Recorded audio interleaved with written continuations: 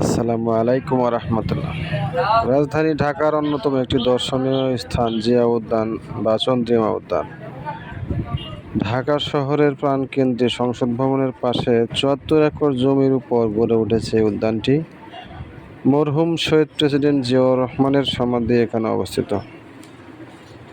সমাধিকে কেন্দ্র করে এখানে মাজার কমপ্লেক্স প্রতিষ্ঠিত হয়। প্রতিদিন অসংখ্য দর্শনার্থী এই মাজারে বা উদ্যানে দেখতে আসেন। দর্শনার্থীদের কাছে এটি অত্যন্ত জনপ্রিয় স্থান।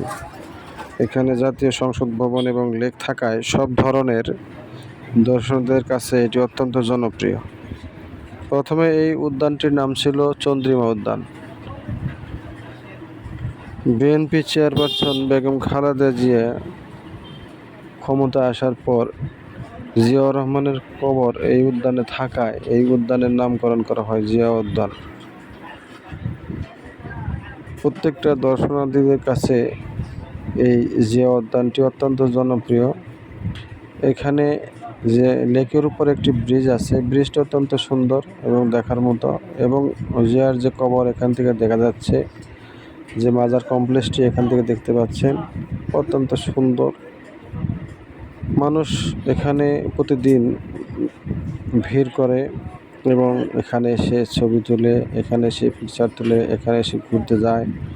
বিভিন্ন ধরনের কর্মকাণ্ড এখানে মানুষ করে বেড়ায়। প্রত্যেকটা মানুষের কাছেই এখন বর্তমানে জিয়া উদ্যান বা চন্দ্রিমা উদ্যান জনপ্রিয় হয়ে উঠেছে।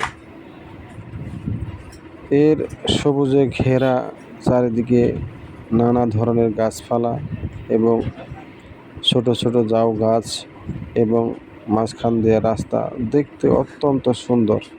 আপনারা যদি কখনো ঘুরতে আসেন এই চন্দ্রিমা উদ্যান বা জিয়া উদ্যানে, তাহলে অবশ্যই এর সৌন্দর্য উপভোগ করতে পারবেন নিঃসন্দেহে।